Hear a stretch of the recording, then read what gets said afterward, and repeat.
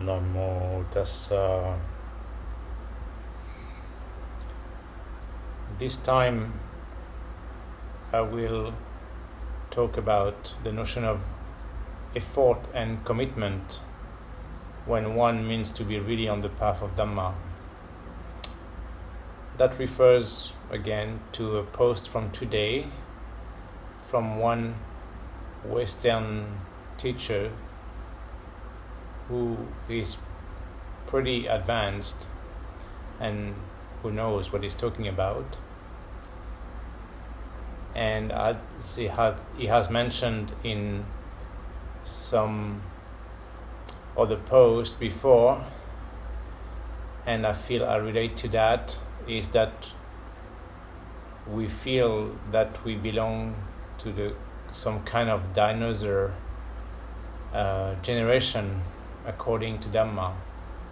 Because of course nowadays a lot of people think they know about it and they have their own version or want to modernize Dhamma. But this is something that actually cannot be modernized. Some things can be adapted, or some language sometimes can be adapted, yet the practice is the practice, and that's the point right here.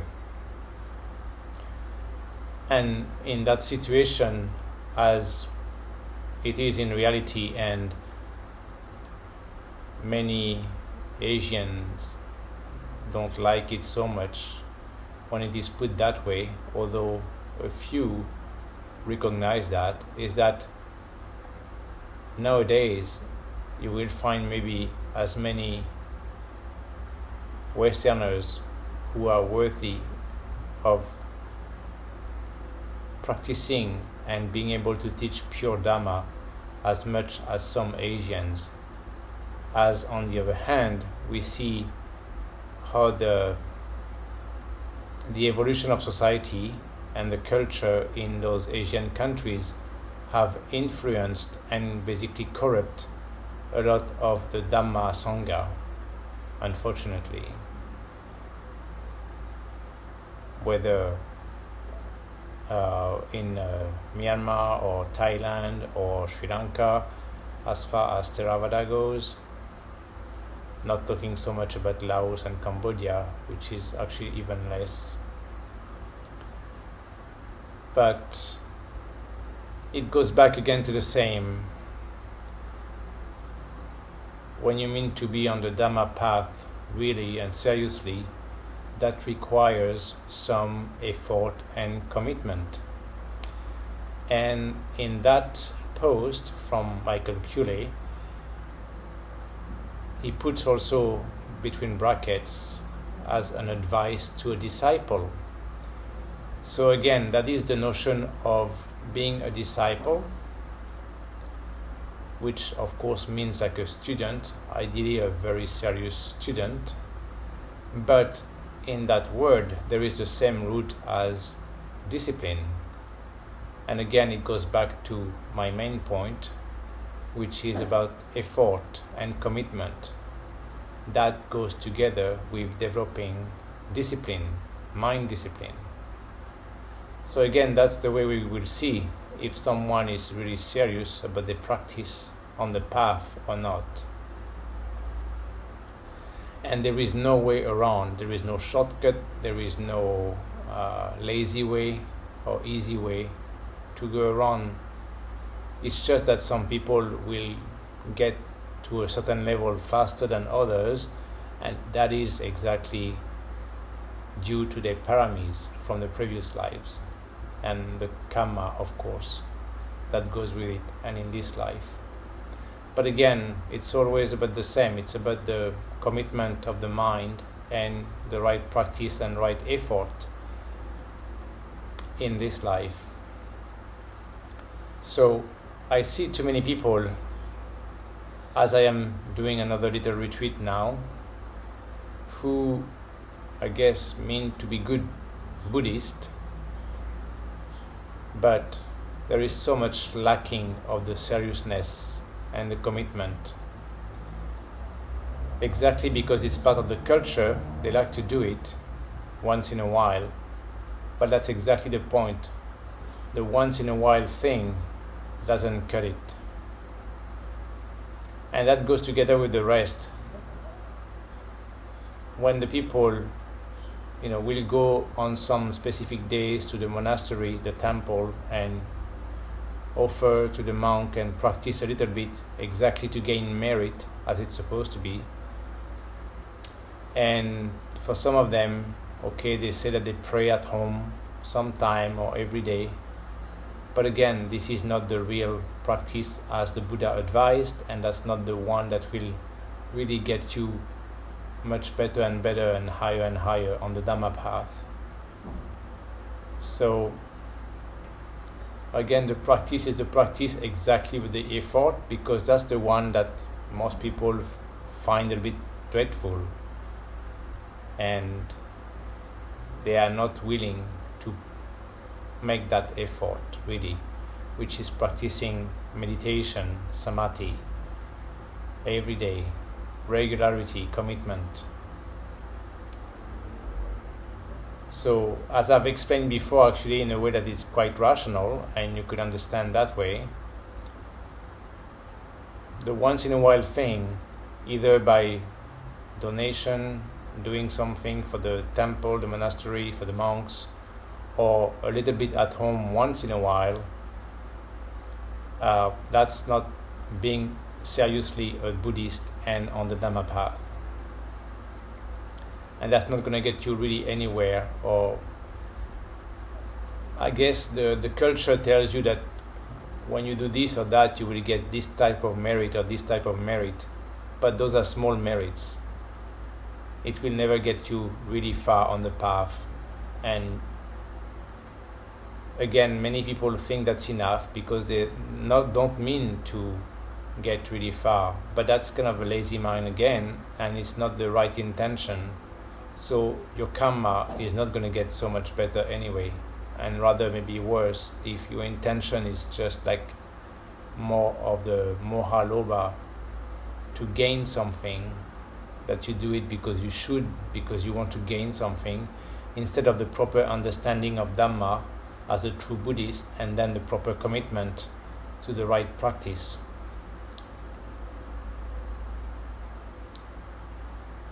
So just like Michael Curé said it before, the determined effort of the disciple is a necessary requirement for progress. And it was always like this, and it will always be like this on the Dhamma path. Because of course the Dhamma is the teaching of everything of life, existence, our true nature, the mind, everything. So this will never change for a human. So you have to go through the same way to be able to progress and reach at least the higher levels. Again, some people say that they're not so committed to that and it's not what they want. They don't want to become enlightened. Sure, but you should again be objective about the meaning of those words and what your true intentions are behind that.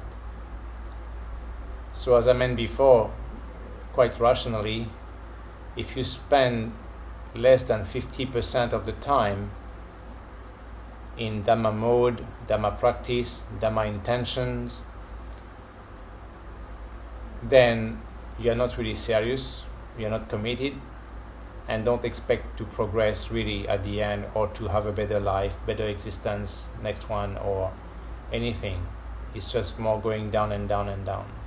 You should spend more than 50% of the time practicing ideally and having the mind Dhamma focused, with proper Dhamma intention, with the right values, like the 4 Brahma Viharas. But your mind should be focusing on that with sati. And that's what I mean. I see these people, they belong to the Buddhist culture, and they mean to do some Dhamma retreat, but it's more because the culture advised them to do so. But then there is sessions every day, and again they are very polite, very well trained by the culture to pay respect to the monk and to recite the words they know by heart, and that's just for a little while. And then you are advised to practice samadhi, samatha, samadhi, anapana, and then they practice, they try, and then okay, now the session is over, the sayadaw has left the room, then what happens? Chat, chat, chat, chat, yak, yak, yak, yak, at once, like that. Talking. Sati is gone at once already. So not to mention that after the 7-day retreats, then when they go back home, what do you expect? It's kind of the same. So you can't expect your life to be so much better and to have much better karma when you have so little commitment to the Dhamma path and to make effort and to be regular with the practice. When you go home, it should give you the motivation. I meet a few who come and see me at the end of the retreat and they say, yes, I have the motivation, I want to practice really, I see it's good, all the benefits I got already. And then that lasts for 1 week, 2 weeks, 3 weeks, 1 month maybe for most, and then that's it. Then after that, let's go back to the usual habit patterns, our desires, our wants and likes, our addictions. Let's go back to party and have fun and be entertained and go online all the time and shopping and music and drinking and smoking and everything. So that's just the reality of life, that's all. So the reality of Dhamma is right there. Don't expect anything good. Don't wonder why your life is not so easy when you actually were given a chance to practice properly Dhamma, which is really the best thing in the world, of course.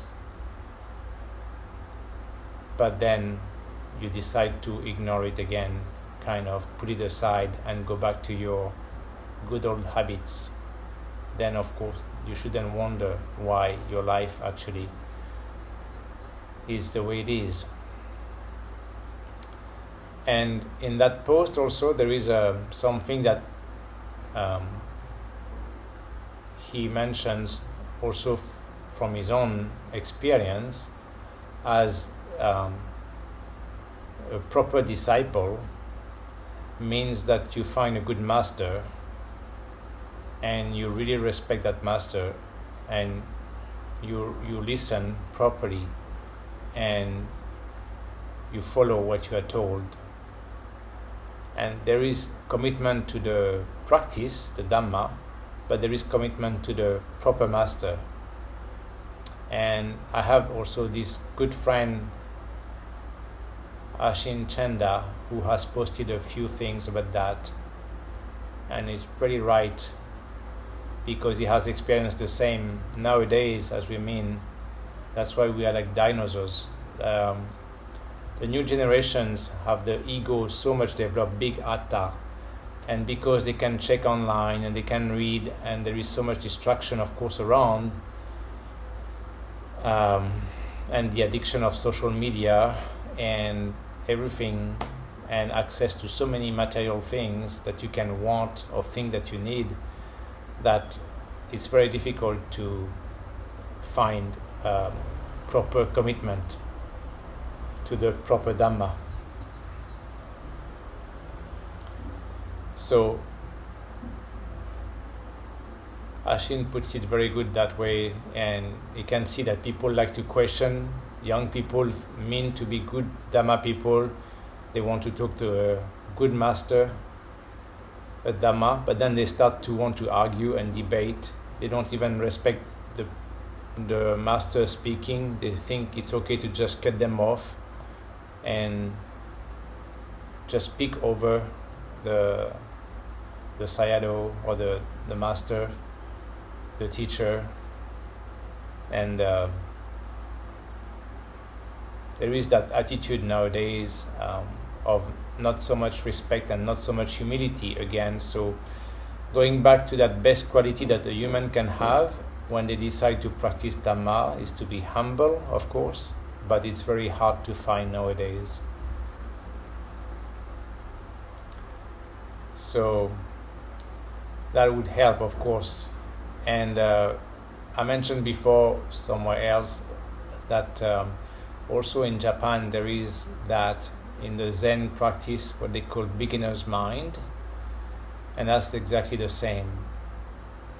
To be able to accept to have that beginner's mind, meaning that you know that you don't know, that you are just a beginner, and that you should have humility that way, and an open mind to receive and learn. And you can ask questions, of course, but ask pertinent questions. But again, with this new generation or the new world nowadays, the attitude, the ego has become bigger and bigger, so it's more dealing with people who think they know, think they can argue, or maybe want to try to trick you as a teacher, or to test you. And as I mentioned also, they cannot have the patience to listen properly and think it's okay to just cut you off just like that. And because they want to get their story, of course, they want the attention, they have attention disorders. Of course, there's so much attention disorders nowadays. There's a reason for that, which is linked also to the big agenda, as I mentioned before. It's something else, but it's connected nowadays. As much as the global agenda is to go completely against Dhamma and destroy Dhamma in the world, the capacity of humans to become intelligent and wise, to make them better slaves and more controlled. So that's why there is a big increase of ADHD, ADD, so all the attention disorders, and then autism, as it has been established, and you can see the studies now, how much autism has increased. They like to mention that there is a spectrum of autism, and so many different aspects. Well, it's pretty much all the same, actually, just the same as saying addiction, and there is this addiction. No, that's the point.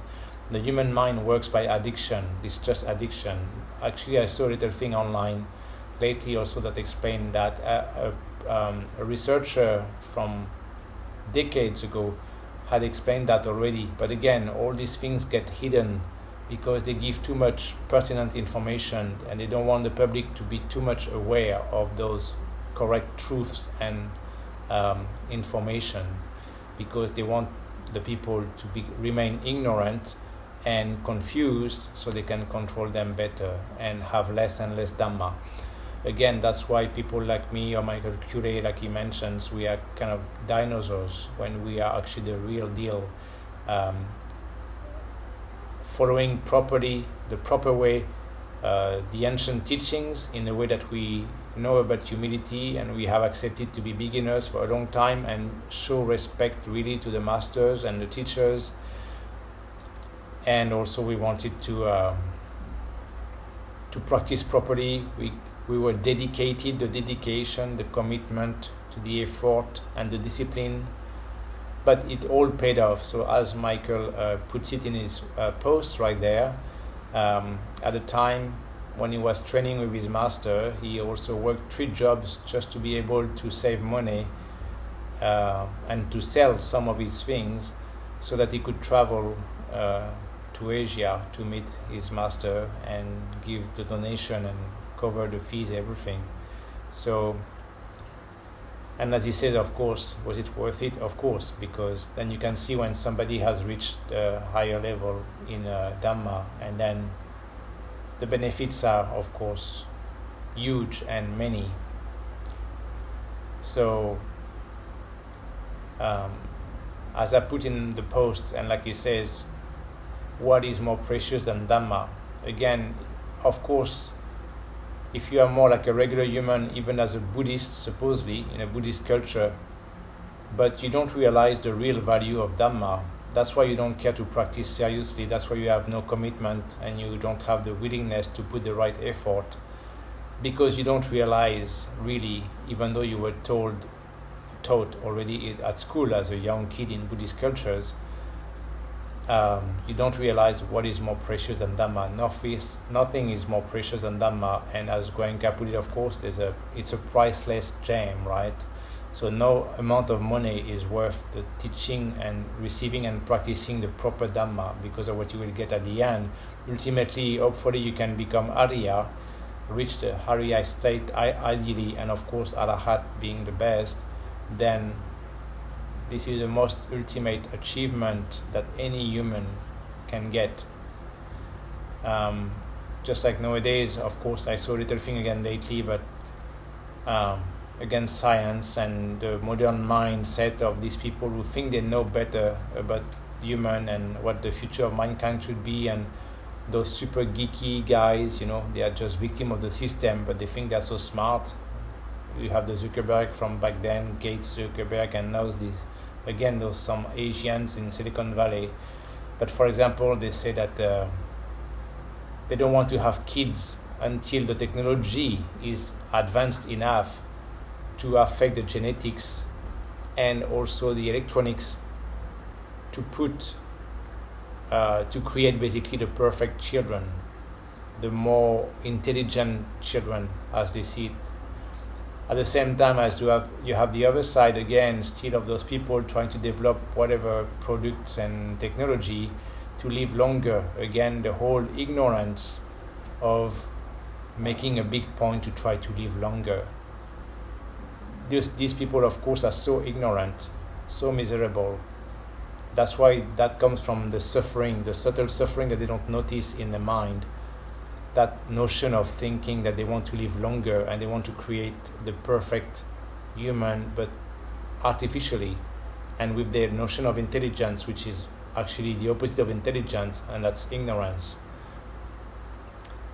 And they really haven't understood what existence is about, what life is about, and that's why they have even no clue, so no idea of thinking that Dhamma would provide them much more than what they are asking for, actually, in a more better way, so they could become actually wise being. And that's the only point, to become a wise human being full of wisdom, and then you can experience the ultimate peace, ultimate harmony, ultimate joy all the time. And that's actually the best that a human could ask for, and that's what proper Dhamma can provide. But those people are caught up in a very different direction, completely victim of the system, completely lobotomized. But like it is said, so if you want to reach a higher level of Dhamma, if you want true joy in life, true happiness, harmony, peace of mind, then it requires that proper effort and commitment. So like anything in the world, right? That's the point. You have come to existence as a human, luckily. So you have that capacity potentially. But still, this existence is linked to suffering. So you have to commit to a certain amount of effort and practice to get the results, like anything else in life, actually. That's one of the lessons of life, of course. So you must have long-term commitment and strong determination, adhitan, and put the right effort, like sama, vayama, virya. These are the reality of the practice. And if you can get your mind to be committed really more than 50% of the time to practice or sati, awareness of what you do every time, and the right mindset in the sense of Dhamma like this, the presence of mind, and the real dedication at any given moment, only with good intentions that way, then you will be able to receive what you actually deep down look for and wish for, which is a better life and more joy, more harmony, more peace of mind, and of course, at the end, a lot of wisdom